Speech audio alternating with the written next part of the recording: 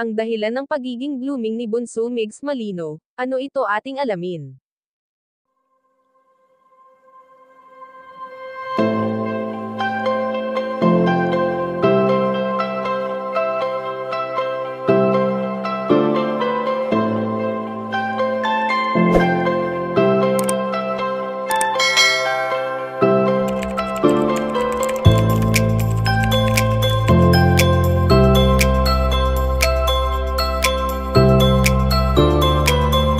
Alam naman natin na kahit kailanman ay hindi pinapabayaan ni Bunso Migs Malino ang kanyang sarili, kahit pa man dumarating ito sa puntong stress sa kung anong bagay.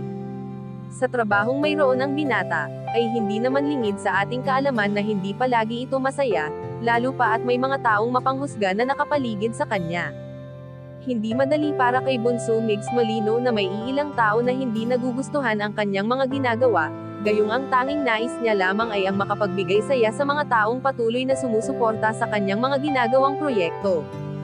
Sa ilang taon na ang dumaan sa buhay ng binata ay mas pinipili nito ang maging masaya na lamang sa piling ng kanyang mga mahal sa buhay at ng mga taong patuloy na nakasubaybay sa kanyang mga ganap.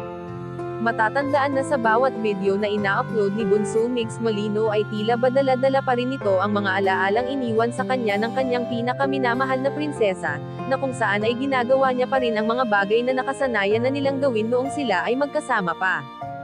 Sa ngayon nga ay ayon sa aming impormasyon na nakalap na kapansin-pansin ang patuloy na pagiging blooming nito at ang dahilan ay isa na ito sa kanyang stress reliever ang mag-relax at i-treat ang kanyang sarili nang sa ganon ay mapanatili niya ang kanyang angking kagwapuhan. Kayo mga kachika, anong masasabi niyo dito? Please leave the comment and don't forget to subscribe.